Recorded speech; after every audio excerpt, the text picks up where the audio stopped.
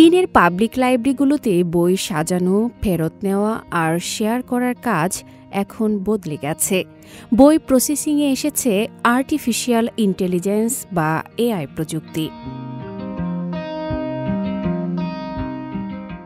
কোয়াংতুং প্রদেশের সানইয়াতসেন লাইব্রেরিতে বছরে কেনা হয় প্রায় ৩ লাখ নতুন বই। আগে যেখানে নতুন ২,০০০ বই ক্লাসিফিকেশন, ক্যাটালগিং আর লেবেলিং সহ ১৬টি ধাপ পেরিয়ে সেলফে তুলতে ৩ সপ্তাহ লেগে যেত, স্মার্ট সিস্টেমে এখন তা প্রসেস হচ্ছে মাত্র ১০ মিনিটেই।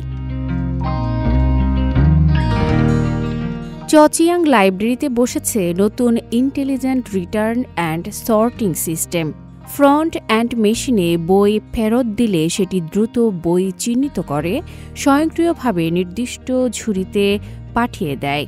ঘণ্টায় ১,৫০০ বই ফেরত আর সাজানোর কাজ হয়ে যাচ্ছে। নতুন সিস্টেমটি ঘণ্টায় ১,৫০০ বই ফেরত দিতে এবং সাজাতে পারে। এতে সঠিকতার হার ৯৯.৮% বেশি।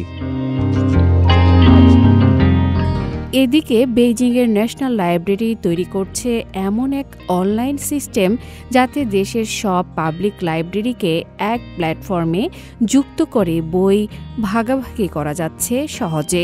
এই ব্যবস্থায় ব্যবহার হচ্ছে ব্লকচেইন প্রযুক্তি, যা তথ্যের নির্ভুলতা আর সম্পদের যৌথ ব্যবহারে নতুন পথ খুলে দিয়েছে। ব্লকচেন প্রযুক্তির মাধ্যমে দেশের লাইব্রেরিগুলোর মধ্যে রিসোর্স শেয়ারিং আরও দ্রুত ও নির্ভুল হবে।